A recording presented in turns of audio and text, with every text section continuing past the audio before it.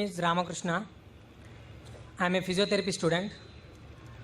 My question is, what is the need of Allah to create Adam and Eve and this total universe? What he will get from this? And my second question is, everything is created by someone. So even God must have been created by someone. What is the meaning of Allah? Brothers asked three questions. The first question, why did God create Adam and Eve and what was his reason to create all this world and humankind?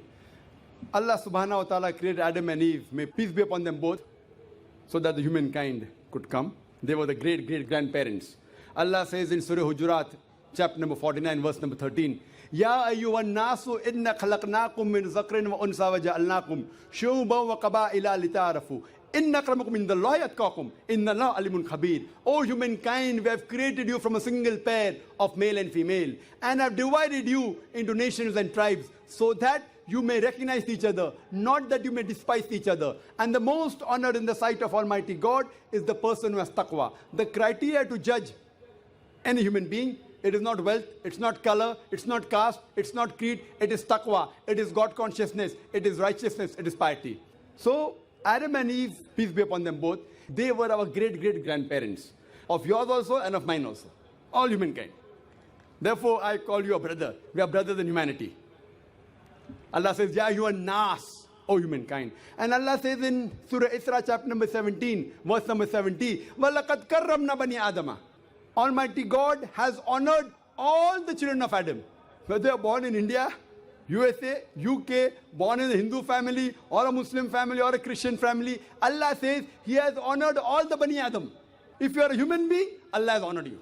Whether your name is Zakir, Abdullah, Ramu, Shankar, if you are born as a human being, Allah has honored you. Now coming to the question, why has Almighty God created the human beings? Allah has created the human beings because Allah says this is one of His best creation. All the other creations of Allah subhanahu wa ta'ala, they obey Him.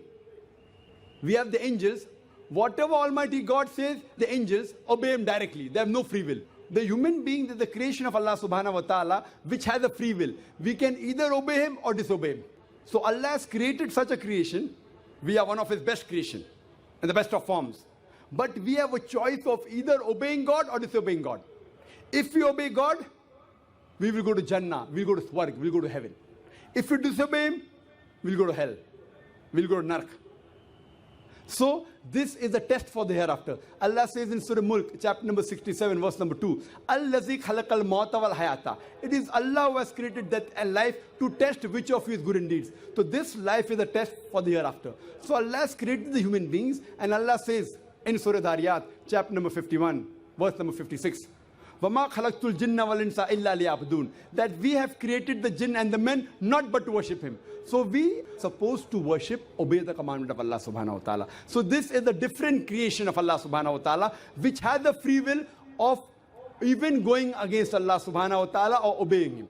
All the other things, the stars, the trees, the mountains, the Quran says they do sajda to Allah subhanahu wa ta'ala, they prostrate to Him, they obey Him. We have a free will. Now when Allah has given a free will, with the free will if we obey Him, we become higher than the angels. With the free will if we disobey Him, we become the partners of the devil.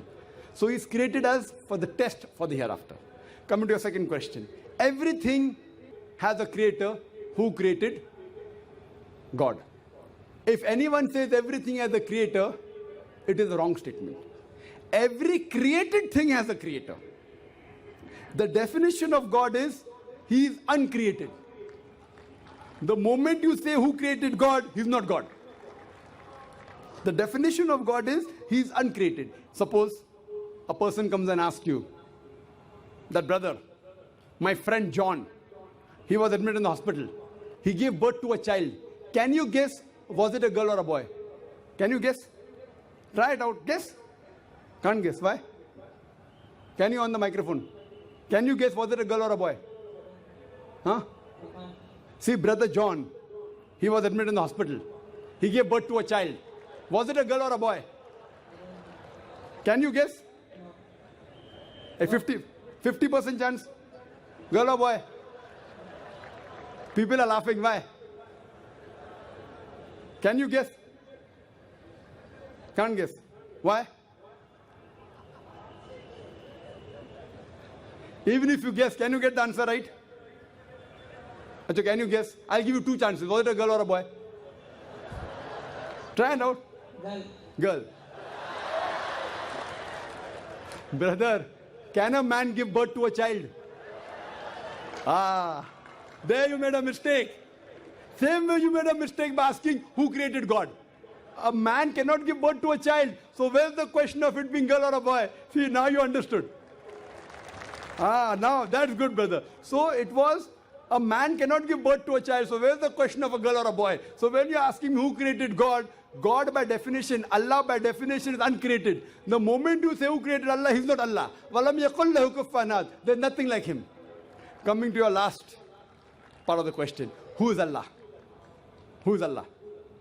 The best definition I can give you is quote to you Surah Ikhlas, chapter number 112, verse number 1 to 4.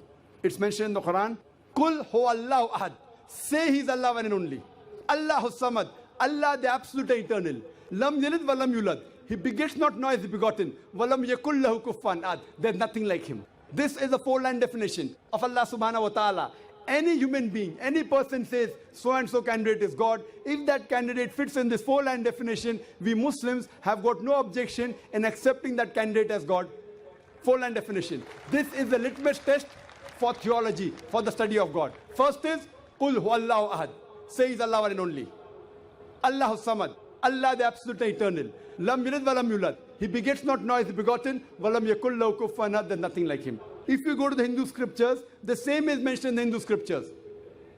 Kul Huwallahu ahad is mentioned if you read Chandogya Upanishad, chapter number 6, section number 2, verse number 1. Ikkam evidityam. God is only one without a second.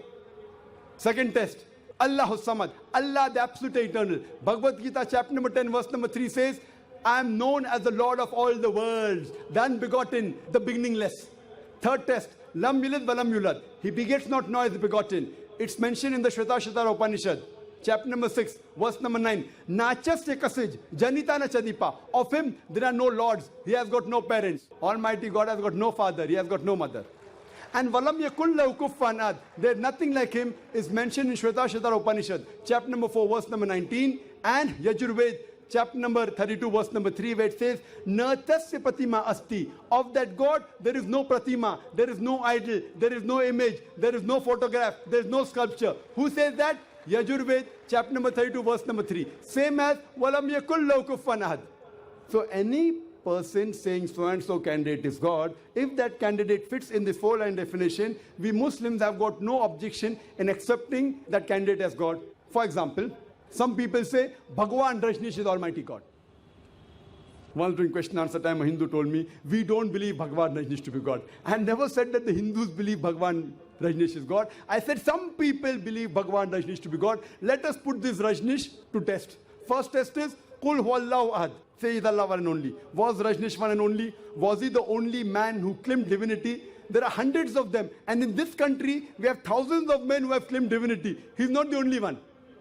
But Rajneesh Bhaksi said, no, he's unique. Let's go to the next test. Allahu samad. Allah the absolute eternal. Was Rajneesh absolute eternal? We know from his biography, from his autobiography, he was suffering from asthma, from diabetes, from chronic backache. Imagine Almighty God suffering from asthma, diabetes, chronic backache. Third test. Lam yalid wa lam yulad. He begets not nor is begotten. Bhagwan Rajneesh was born in Madhya Pradesh. He had a father and mother. In 1981, he goes to America, USA, and he takes thousands of Americans for a ride. In the state of Oregon, he starts his center and calls it as Rajneeshpuram, his village. Later on, the American government arrests him and put him behind bar. Rajneesh says, the American government slow poisoned me. Imagine Almighty God being slow poisoned. In 1985, the American government kicked him out of the country. He comes back to India in the same city, Pune, and he goes back to his center, which is now called as Osho Commune. And if you go to the Samadhi of Rajneesh, it is mentioned there on the Samadhi, Bhagwan Rajneesh, Osho, never born, never died, but visited the earth from the 11th of December 1931 to the 19th of January 1990. Never born, never died, but visited the earth from the 11th of December 1931 to the 19th of January 1990. They forgot to mention in Samadhi, he was not given visas to 21 countries of the world. Almighty God coming in this world to visit the world and requires visas to go to different countries.